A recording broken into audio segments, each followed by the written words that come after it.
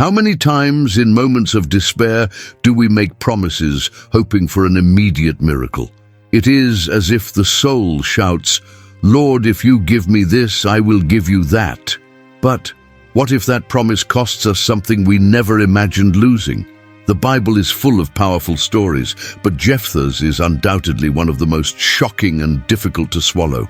A mix of unshakable faith, unlikely leadership, and a vote that would change everything. Jephthah, a name you may never have heard in detail, was one of the judges of Israel. And no, we're not talking about a judge with a robe and a gavel. In the Old Testament, these leaders were spiritual and political warriors who guided the people through dark times. Jephthah's story begins with rejection, but turns into a spiritual and emotional war that still leaves us perplexed today. It is impossible to emerge from this narrative unscathed. Here you will learn not only what happened, but why it happened, and more, what this reveals about our own relationship with God, our impulsive decisions, and the way we deal with promises. Get ready to delve into one of the most enigmatic passages in biblical history. I promise that in the end, you will see Jephthah, and perhaps even your own actions, with different eyes. So sit back, take a deep breath, and together let's unravel the details of a vow made to God, which ended up becoming a fatal promise. From the beginning, the story of Jephthah shows us that not every hero is born with a silver spoon in his mouth. Jephthah was the son of Gilead and a prostitute, which by the standards of the time was a source of deep contempt. Although he had Israelite blood, his own brothers rejected him, expelling him from home because they did not consider his lineage pure enough to inherit anything. That hurt, and a lot. Imagine growing up being reminded every day that you were not welcome, not because of who you were, but because of how you came into the world. This rejection wasn't just familiar, it symbolizes a pain that many still feel today. The feeling of not belonging. How many times are we rejected for something we didn't even choose? Skin color, humble origins, parental mistakes. Jephthah's life is a reminder that God does not choose as man chooses. While the brothers saw him as a mistake, God saw a leader in the making, and that changes everything, because faith, even wounded, remains a powerful key to redemption. Being rejected by those who should welcome you can generate two paths: revolt or growth. Jephthah chose to grow up. Even though he was expelled from home, he was not paralyzed by pain. He moved on, and that already put him on a different path. Deep down, the rejection was the push he needed to discover his true calling. And you? What have you done with the rejections you suffered? Have you been hiding or allowing them to undermine your faith and purpose? This part of Jephthah's story shows us that God uses even the most unfair pains to prepare his chosen ones. And here comes a profound lesson. No matter what they say about you, it matters what God knows about you. The Bible teaches us that he lifts up the unlikely, and Jephthah is living proof of this. Even before he became Israel's judge, he was a potential leader, shaped in pain, strengthened in rejection. And this is just the beginning. Expelled from his own home, Jephthah could have sunk into self-pity, but he decided to move on and ended up in Tob, a distant and not very prestigious land. There, what the world would call waste was what God saw as the raw material for something great. Rejected, bankrupt men considered useless by society joined Jephthah, not out of obligation, but out of recognition. They saw something in him that his brothers did not. Leadership. It wasn't a position, it was a presence, a strength, a faith that inspired. And the most beautiful thing is that Jephthah did not become a tyrant among them. He led with empathy. Because he knew the pain of rejection, he knew how to treat the forgotten. That made all the difference. God was there, silently forging a warrior. Jephthah, even without titles, already exercised influence. This teaches us that you don't need a stage to be used by God. True calling flourishes even in the caves of life, where no one applauds, but heaven watches every step. Have you ever felt out of place, like you don't belong anywhere? Know that Just as Jephthah found refuge among the marginalized, there is purpose even in exile. Sometimes God takes us out of toxic environments, not as punishment, but as protection. Loneliness, when well managed, turns into school. There, away from the spotlight, is where real leaders are born. Not because of the spotlight they receive, but because of the light they carry even in the darkness. It's curious how Jephthah's initial rejection was the trigger that brought him to his true audience. Broken people recognize other broken souls. And in this mutual recognition, something powerful is born. Unity. The Bible is full of stories like this. Moses, David, Joseph, they all lived in exile before their exaltation. Jephthah was just another instrument in the hands of a God who loves to rewrite destinies. And when he starts rewriting, the story is never the same. Time passed, and the political and spiritual landscape in Israel collapsed. The Ammonites, ancient enemies, rose up against Gilead, and the people panicked. The same elders who once turned their backs on Jephthah were now desperate, not knowing where to turn. Curious how God's turns surprise, isn't it? Those who rejected him were forced to recognize him, because when spiritual warfare tightens, the true leader stands out. The most interesting thing is that Jephthah didn't go after anyone. It was the leaders of Gilead who came to him, asking for help. And look at the divine irony. The same person who was considered unworthy was now the only hope of salvation. This shows how God masterfully changes roles. The rejected boy becomes the wanted warrior. The excluded becomes the chosen one. The Bible specializes in twists and turns like this, and so is life with God. This crisis has made something very clear. When we are faced with giant challenges, we need people forged in pain and faith. Not everyone can handle the pressure. And Jephthah had been shaped exactly for this moment. It was a spiritual war against the Ammonites, but also a reckoning with the past. It wasn't just an external battle, it was also an internal struggle, a test of character, of obedience, of commitment to God. The Ammonites represented more than an army. They represented everything that tries to destroy us when we are spiritually weak. It is in these moments that God raises unlikely leaders. And Jephthah, with all the scars of rejection, with all the accumulated pain, was ready for the call.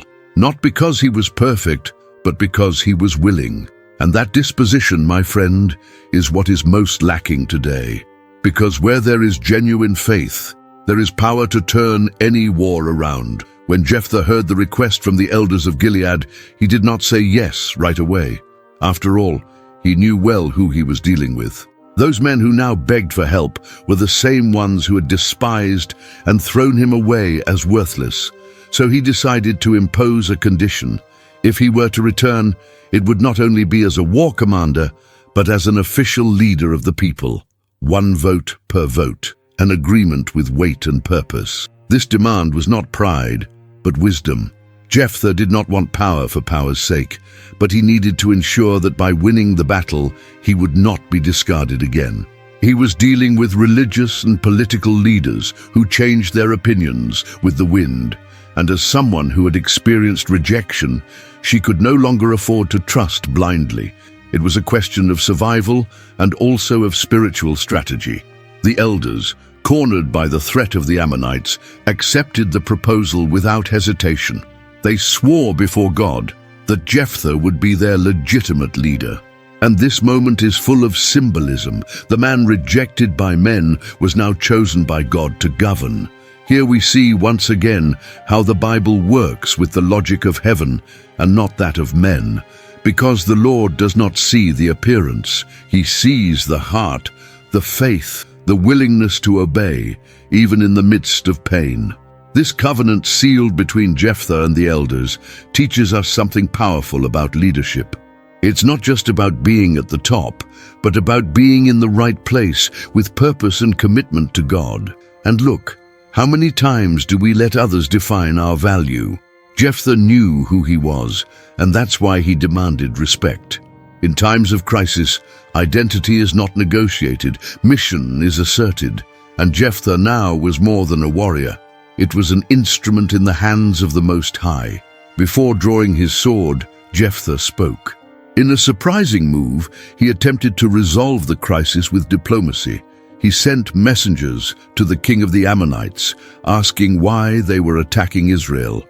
The answer was a distorted argument from history.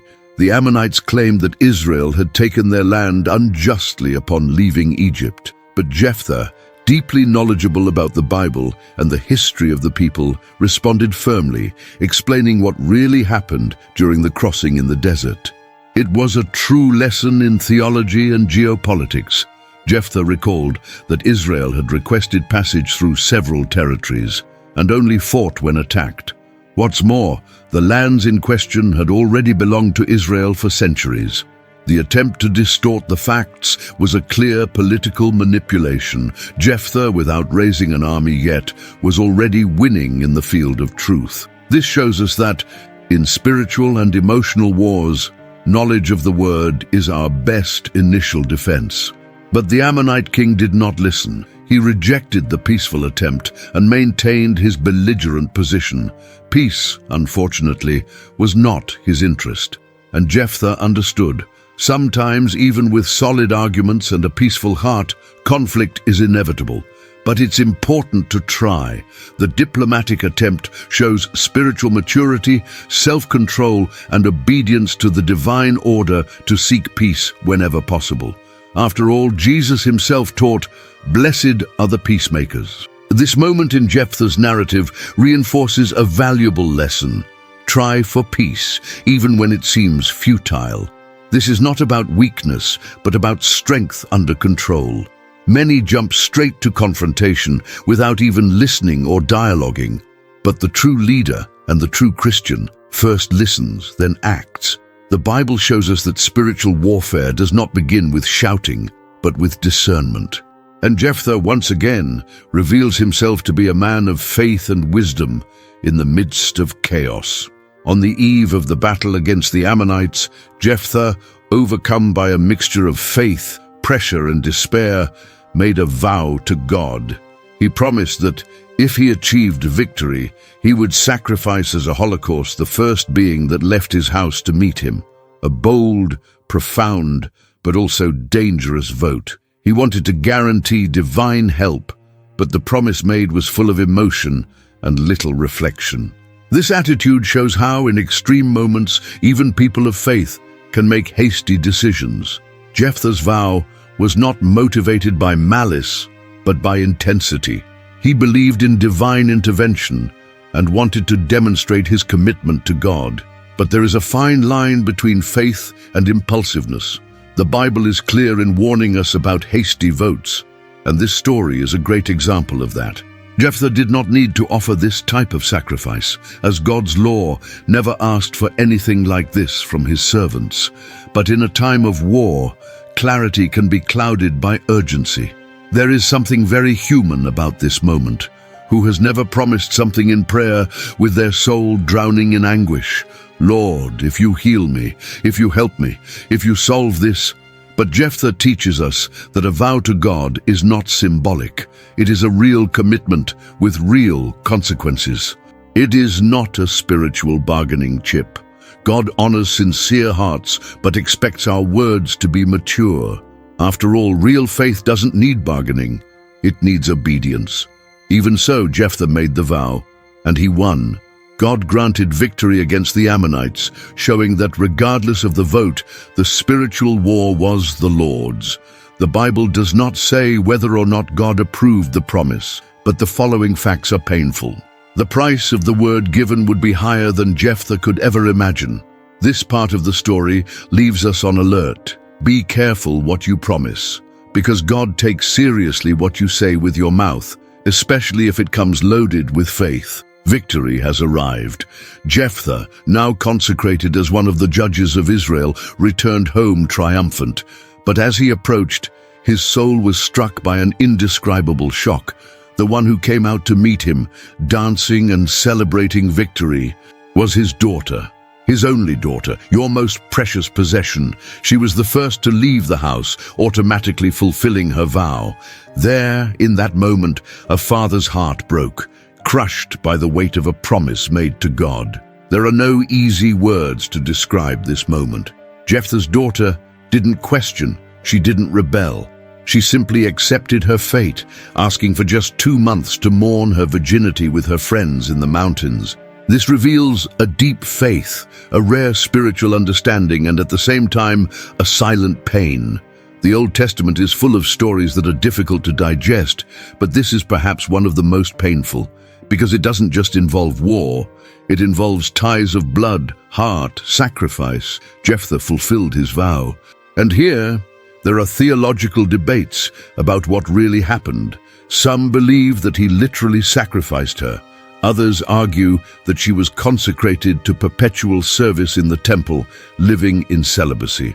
The Bible does not explicitly detail the outcome, which only increases the symbolic weight of this story. What matters is the emotional and spiritual impact. Commitment to God came at a huge cost. A vote of faith ended up becoming an irreversible tragedy. This part of the story forces us to reflect. To what extent are we aware of the promises we make? Commitment to God is serious. This is not about religiosity, but about spiritual responsibility. Jephthah did not back down because he understood that his word had value before the Most High. And her daughter, touchingly, understood too. This delivery, however sad it may be, echoes to this day as a warning about the consequences of thoughtless vows and the weight of extreme obedience. Even after the victory against the Ammonites and the fulfillment of his vow to God, Jephthah did not rest. The tribe of Ephraim, one of the most influential in Israel, appeared furious. The reason? They were offended that they were not called into battle. Instead of celebrating Israel's victory and liberation, they preferred to feed their wounded ego. They accused Jephthah of acting exclusively and threatened to burn his house. It was tribal pride speaking louder than spiritual unity. Jephthah tried to talk, explaining that he had sought help before, but Ephraim did not respond to the call. The truth is that often those who are absent from combat want credit for victory. It's easy to criticize after the war has been won. Ephraim wanted recognition, but had not committed to the process. This scene reminds us that in times of spiritual warfare, those who remain neutral have no right to judge those who fought with faith and courage. The verbal conflict soon turned into a bloody clash. Jephthah, now an authoritative leader, defended his position. There was war between brothers, and yes, it was tragic. Because internal division always weakens God's people.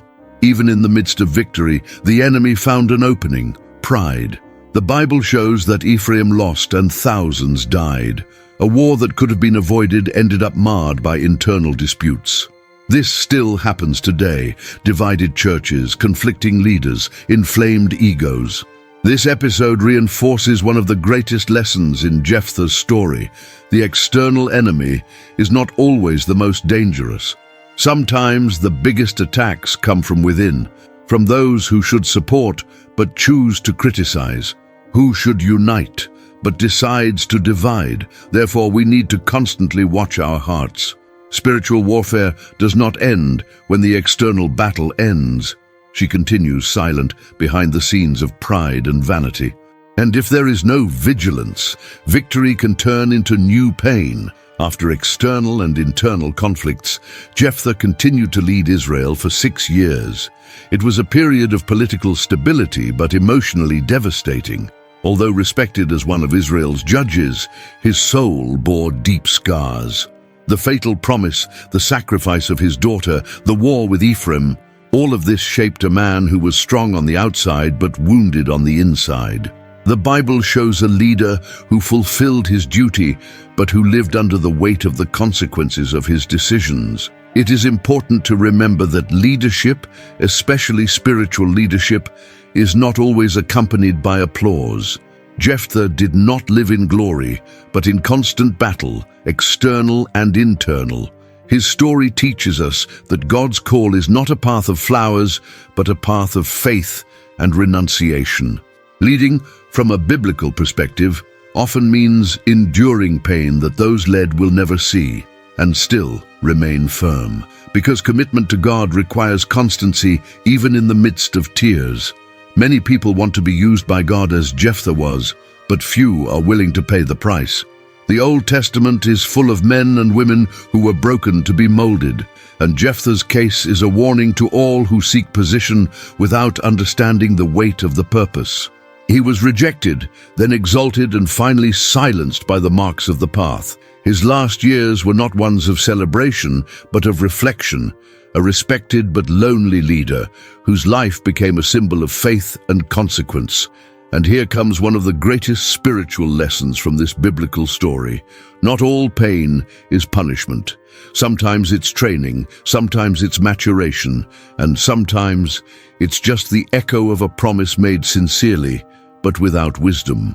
Jephthah shows us that true faith does not exempt us from suffering. It prepares us to face it with dignity. He wasn't perfect, but he was faithful. And that, in the eyes of God, is worth more than any position or achievement, because in the end, what matters is how you stay, even when everything seems to fall apart. Jephthah's story is like a mirror. It shows harsh but necessary truths. He teaches us that rejection, however cruel it may seem, can be the ground where God plants great leaders. If you have ever been excluded, humiliated, or underestimated, know that this does not defeat your purpose. Jephthah started out as a despised person, but was elevated by the Lord because of his faith, courage, and obedience. Origins do not always determine destiny. God writes correctly, even through lines that are crooked to human eyes. Another strong lesson is about the power and danger of promises. Vows to God are sacred acts, which must be done with reverence and discernment. Jephthah acted sincerely, but his lack of wisdom brought irreversible tragedy. How many today do not experience the consequences of hasty decisions made amidst emotion? The Bible invites us to think before we speak, to measure before we promise. Because commitment to God goes beyond emotion, it requires responsibility and spiritual maturity. We also learned about true leadership. Jephthah did not use his position to revenge or dominate, but to serve. Even though he was injured, he led. Even though he was misunderstood, he remained faithful. And this is a challenge for anyone who wants to walk seriously with God. Spiritual warfare is not one with strength alone. It is one with character, faith, and a soul willing to obey even in the dark. It's not about perfection, it's about loyalty, about continuing even when your heart bleeds. Ultimately, Jephthah's story points to redemption. Even with all the pain, his life had meaning. His name entered the list of judges of Israel, and his faith was recorded in eternity. This shows that God does not cancel his chosen ones because of their mistakes. He redeems, restores, and continues to use those who truly surrender. Jephthah's daughter also became a symbol of dedication, of purity, of commitment to God above all. A tragic story, yes, but full of truths that can transform our journey today. After diving so deep into Jephthah's story, it's impossible not to come away moved. Maybe you are facing an invisible war, or perhaps it carries the weight of promises made on impulse, decisions that today exact a price. But the question is, what are you going to do with it now? Will you continue repeating the same patterns, or will you use this story as a springboard to live a more conscious, mature, and transformative faith? Have you ever stopped to think about the promises you've made to God, or worse, the ones you made and didn't keep? Jephthah shows us that words thrown before the Most High do not return empty. And if there's something you need to restore, this is the time. Resume your commitment. Reflect before acting, and when you act, do it with conviction and fear, because God honors those who honor him, and obedience, even painful, always produces eternal fruit. But beyond that, look at your pain with different eyes. Maybe it's shaping you for something greater. Perhaps rejection was a divine diversion to lead you to your true purpose. Like Jephthah, you may be being trained in anonymity among the marginalized in life. But when the call comes, and it will come, be ready to lead with faith, courage, and humility. Your story can also impact generations. It depends on what you're going to do now. If this message spoke to you, if it awakened something in your spirit, don't keep it to yourself. Subscribe to the channel, turn on notifications, and share this content with someone who needs to hear this story. Because the Bible isn't just an ancient book, it's a living manual. And stories like Jephthah still resonate today, bringing faith, warning, and redemption.